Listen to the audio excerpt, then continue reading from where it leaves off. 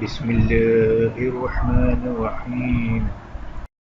عزادارو، پنجتن کے 5 جنازوں کی تاریخ آپ نے غور کی ہے؟ کیا ہوا ہے پنجتن کے 5 جنازوں کے ساتھ؟ کیا ہوا ہے؟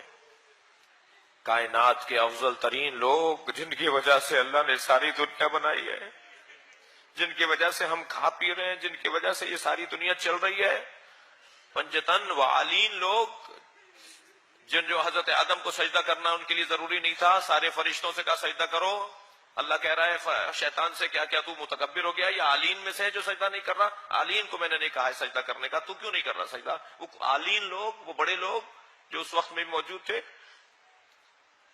ان کے جنازوں کے ساتھ کیا ہوا؟ پیغمبر کے جنازے میں 11 افراد ہیں، کوئی نہیں تھا جنازے میں نبی کے، 1 لاکھ سے زیادہ صحابہ مدینے میں تھے، مگر نبی کے جنازے میں 11 افراد ہیں۔ امت کو بڑا اعتراض ہوا کہ علی نے ہمارا انتظار نہیں کیا، بہت شور مچایا، بڑا اعتراض کیا کہ علی نے نبی کے جنازے میں ہمیں نہیں بلایا۔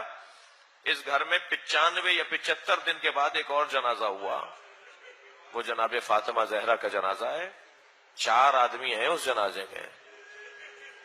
میں اور آپ اپنے عزیزوں کا جنازہ اٹھاتے ہیں تو ہزاروں لوگوں کی شرکت ہوتی ہے، نبی کی اکلوتی بیٹی، کائنات کی مخدومہ، محشر میں خاتون بنے گی، جنت میں جو سب سے پہلے جائے گی، اس کے جنازے میں 4 آدمی شامل ہیں۔ پھر امت کا اعتراض ہوا کہ اہل بیت نے ہمیں جنازے میں نہیں بلایا، تو اس گھر میں تیسرا جنازہ ہوا ہے مولا علی کا، اس میں 2 آدمی شریک ہیں۔ مولا علی کے جنازے پر اہل سنت کے مطابق 2 اور ہمارے مطابق 6 افراد شریک ہیں مولا علی کے جنازے پر۔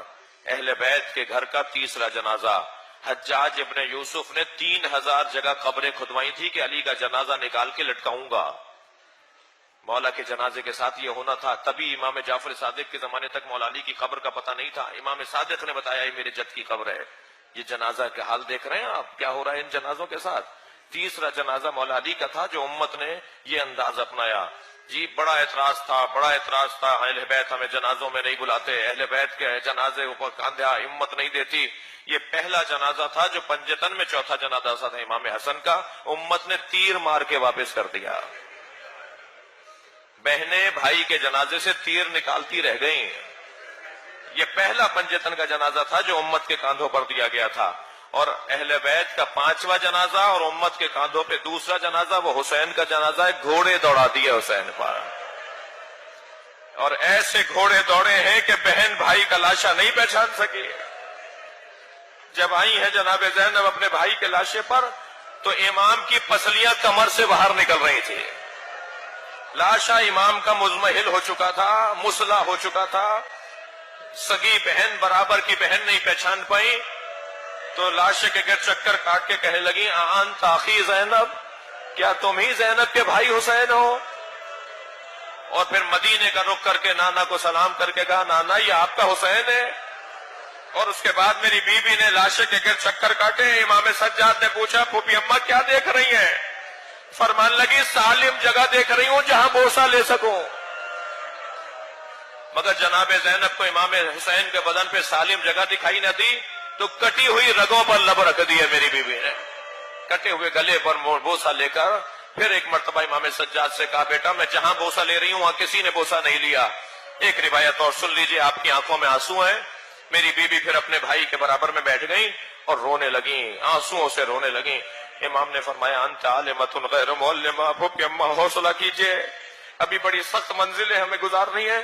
فرمانے لگی زین العابدین میں کم سن تھی، اپنے گھر کے مدینے کے میں اپنے گھر کے صحن میں سو رہی تھی، کچھ دیر کے بعد میری آنکھ کھلی تو میں نے کیا دیکھا، سارے صحن میں دھوپ آئی ہوئی ہے مگر میرے اوپر سایہ ہے۔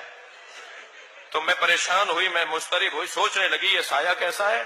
تو میں نے کروٹ لے کر پہلو بدل کے جب دیکھا تو یہی بھائی تھا جو چادر پکڑے کھڑا تھا کہ کہیں میری بہن زینب پر دھوپ نہ آ جائے۔ اب بتاؤ میں کہاں صبر کروں، میرے سر پر چادر نہیں ہے، بھائی کے بدن پہ دھوپ آ گئی ہے، کوئی نہیں ہے جو زہرا کے لال کے بدن پر کپڑا ڈالے۔